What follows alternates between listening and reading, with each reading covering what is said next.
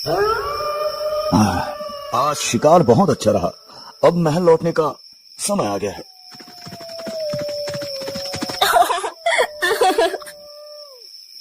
ये आवाज कहां से आ रही है? चलो देखते हैं।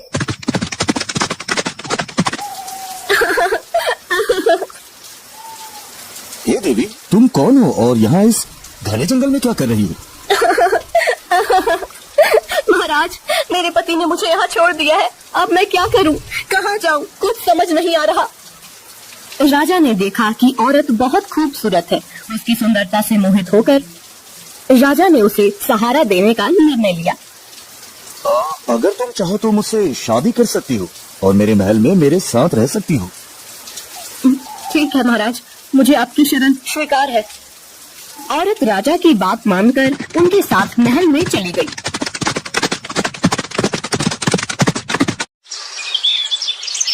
दोनों ने शादी कर ली। राजा वीरेंद्र की पहली पत्नी रानी सौम्या ने न चाहते हुए बड़ी मन से दोनों का महल में स्वागत किया। रानी सौम्या के 2 पुत्र थे, राजकुमार आदित्य और राजकुमार धीरेन। वो दोनों बड़े ही चंचल थे, परंतु छोटी रानी सुष्मिता के महल में आने के बाद से दोनों चुप से रहने लगे। हमें कुछ ठीक नहीं लग रहा। कुछ दिनों से राजकुमार आदित्य और राजकुमार धीरेन कुछ चुप से रहने लगे हैं। अरे बड़ी महारानी, आप व्यर्थ में चिंतित हो रही हैं। राजकुमार ठीक हो जाएंगे। हम वैद्यराज जी को अभी संदेश भिजवाते हैं। जी महाराज, आप कह रहे हैं तो हम मान लेते हैं। राजवैद्य दोनों राजकुमारों का इलाज शुरू करते हैं, पर दोनों की प्रकृति में कोई सुधार नहीं होता। ऐसे ही दिन बीतते जा रहे थे।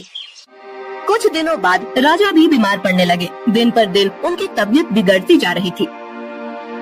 महाराज, हमने हर संभव इलाज किया, लेकिन आपकी तबीयत में कोई सुधार नहीं हो रहा है। ये आखिर मुझे क्या हो रहा है? जब कोई सुधार नहीं हुआ तो राजा ने मशहूर वैद्य महर्षि चरक जी से मिलने का निर्णय लिया।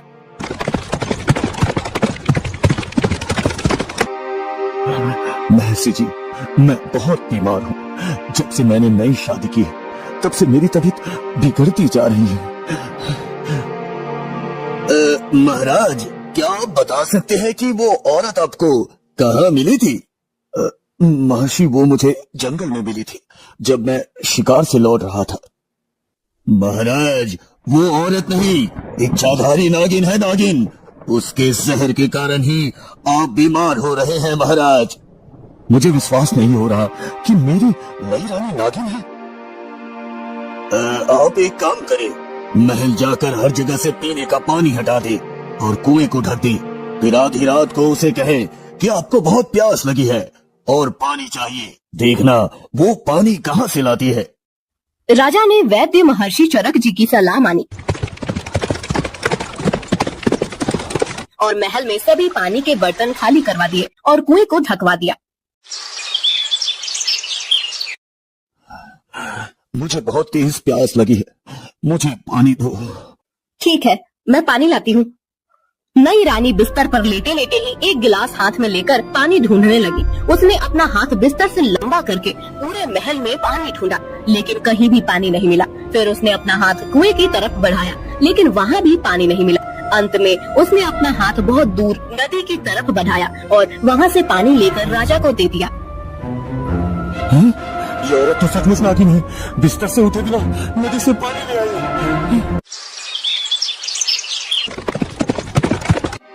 महर्षि जी, मुझे यकीन हो गया है कि वो औरत नहीं, नागिन है। मुझे उससे बचाइए महर्षि जी, मुझे उससे बचाइए। महाराज, आज आप अपनी पहली पत्नी रानी सौम्या से कहे कि चलो समुद्र देखने चलते हैं। जब आप ऐसा कहेंगे तो नई रानी भी साथ चलने का जिद करेगी। फिर आप उसे भी साथ लीजिए। आगे का काम मैं देख लूंगा। राजा ने महर्षि चरक जी की बात मानी और महल लौटकर अपनी पहली रानी सौम्या से कहा, रानी सौम्या, चलो समुद्र देखने चलते हैं। मुझे भी समुद्र देखना है। हाँ ठीक है भाई, तुम भी चलो। अगले दिन सब समुद्र के पास पहुँचे। महर्षि चरक जी भी साथ में आए। सब लोग नाव में सवार होकर समुद्र में घूमने लगे।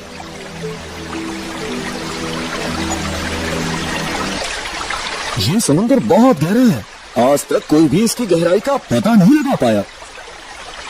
मैं समुद्र की गहराई का पता लगा सकती हूँ।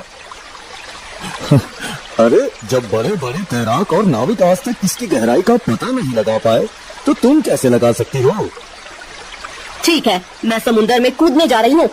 जब मैं तल तक पहुँच जाऊंगी तो अपना हाथ हिलाऊंगी, तब आप लोग समझ जाना कि समुद्र कितना गहरा है। अच्छा ठीक है, करके दिखाओ। नई रानी समुद्र में कूद गई। उसके कूदते ही महर्षि चरक जी ने नाव को तट की तरफ भगाने का आदेश दिया। महाराज जल्दी से नाव को तट की तरफ ले चलिए, जल्दी करिए महाराज। और एक किस्म की दवा पानी में फेंकने लगे। नागिन ने जब समुद्र तल तक पहुंचकर हाथ हिलाया तो वह महर्षि चरक जी की दवा से पत्थर बन गई और वही जम गई। महर्षि आपने मेरी जान बचाई, इसके लिए मैं आपका हमेशा ऋणी रहूंगा महर्षि, हमेशा आभारी रहूंगा।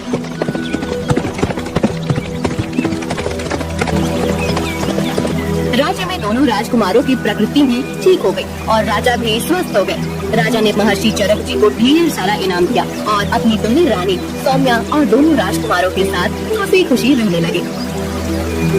कहा जाता है कि वह नागिन आज भी समुद्र तल में अपना हाथ हिलाती रहती है।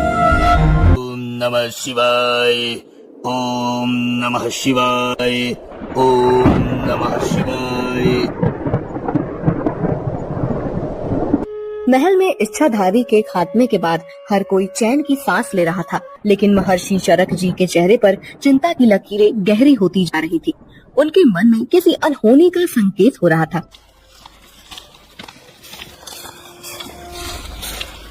महाराज हमें ये सोचकर संतोष नहीं करना चाहिए कि वो इच्छाधारी नागिन को समुद्र में कैद करने से सब कुछ समाप्त हो गया।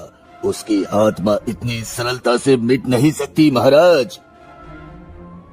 क्या मासी, आप क्या कहना चाहते हैं कि वो नागिन अभी भी हमारे बीच हो सकती है? हाँ महाराज, मैंने ध्यान लगाया था और मुझे आभास हुआ है कि उसकी शक्ति अभी भी इस भूमि पर विद्यमान है। ओम नागिनाय स्वाहा, ओम नागिनाय स्वाहा, ओम नागिनाय स्वाहा, ओम नागिनाय स्वाहा। दूसरी ओर समुद्र के गहरे तल में जहां नागिन की आत्मा को महर्षि ने एक पत्थर में कैद कर दिया था, वहां एक दुष्ट तांत्रिक ने अपनी साधना शुरू की थी। उसका लक्ष्य था नागिन की शक्तिशाली आत्मा को मुक्त कर उसके माध्यम से अपनी शक्ति बढ़ाना। ओम नागिनाय स्वाहा, ओम नागिनाय स्वाहा। तेरी शक्ति को मैं बुलाता हूँ। ओ नागिन, इस संसार में वापस आ, वापस आ। समुद्र की लहरें बढ़ने लगी। पानी में से एक तीव्र नीली रोशनी उभरने लगी। वह पत्थर जिसमें नागिन की आत्मा बंद थी धीरे धीरे फूटने लगा। अचानक एक भयंकर गर्जना के साथ नागिन पत्थर के बाहर आ गई। मैं मुक्त हो गई।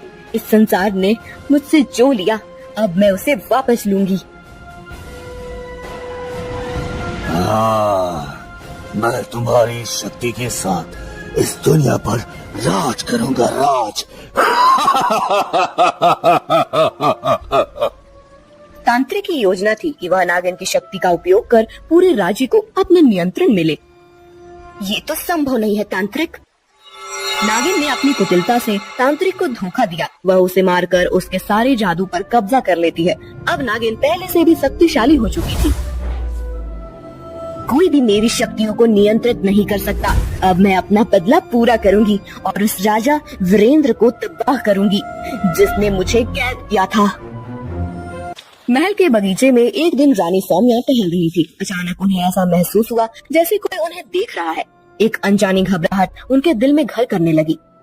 ये हवा इतनी तेज क्यों हो गई? कोई यहाँ है क्या? अचानक एक अदृश्य शक्ति रानी सौम्या पर हमला करती है।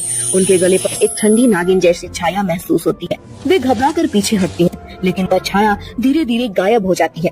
सौम्या समझ जाती है कि यह कोई सामान्य घटना नहीं थी।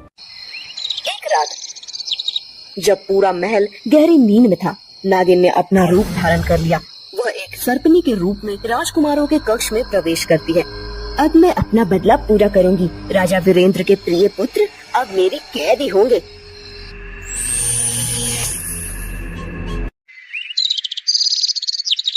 महल में कोई भी नहीं जान पाता कि दोनों राजकुमार गायब हो गए हैं। नागिन उन्हें जंगल के एक गहरे हिस्से में ले जाती है, जहाँ उसने पहले से ही एक खतरनाक योजना तैयार की थी। अगली सुबह महल में हड़कंप मच जाता है। आदित्य धीरेन कहाँ गए? पूरा महल छान मारो, ढूंढो उन्हें। महाराज, महारानी, दोनों राजकुमार अपने कक्ष में नहीं है और महल में भी कहीं नहीं मिल रहे। महाराज, मुझे डर है कि कहीं नागिन ने ही उन्हें न ले लिया हो।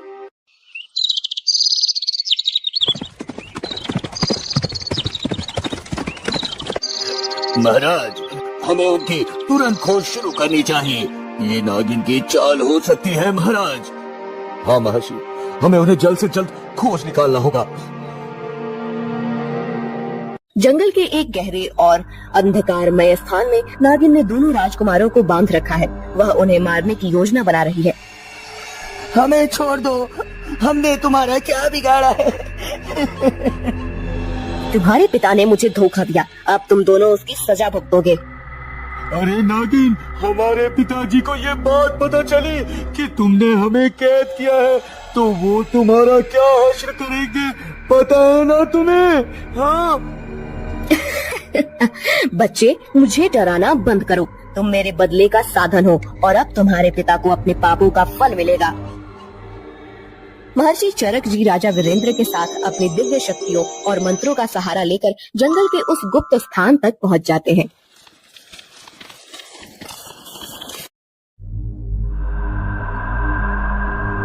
ओम नमः शिवाय, ओम नमः शिवाय, ओम नमः शिवाय। हे देवों के देव महादेव, इस दुष्ट आत्मा को बांधो। नहीं, यह नहीं हो सकता। तुझे मेरे बच्चों से दूर रहना चाहिए था नागिन। अब तुझे अपने कर्मों का फल जरूर मिलेगा, जरूर मिलेगा तुझे अपने कर्मों का फल। नागिन अपने अंतिम प्रयास में महर्षि और राजा को मारने की कोशिश करती है, लेकिन महर्षि की दिव्य शक्ति के आगे उसकी एक नहीं चलती। मैं तुम्हें छोड़ूंगी नहीं, तुम सभी को मेरी तरह भुगतना पड़ेगा। तेरा अंत आ गया है, अब तुझे कोई नहीं बचा सकता, कोई भी नहीं। महर्षि चरक जी अपने मंत्र बल से नागिन को पूरी तरह से निष्क्रिय कर देते हैं। नागिन अपनी हार मान लेती है और विलाप करने लगती है। मैं तुम्हें छोड़ूंगी नहीं, तुम सभी को मेरी तरह भुगतना पड़ेगा। महर्षि चरक जी उसे फिर से एक पत्थर में बंद कर देते हैं।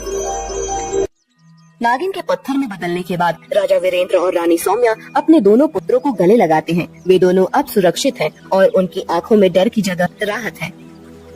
पिताजी, हम बहुत डर गए थे पिताजी। अरे अरे धीरेन, अब सब ठीक है बेटा, अब तुम्हें कुछ नहीं होगा।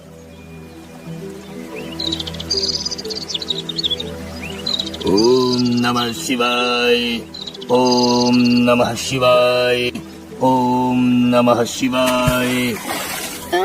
मैं फिर से हार गई, लेकिन मेरी आत्मा हमेशा तुम्हारे पीछे रहेगी राजा वीरेंद्र। महाराज, अब ये दुष्ट आत्मा कभी भी किसी को नुकसान नहीं पहुंचा सकेगी।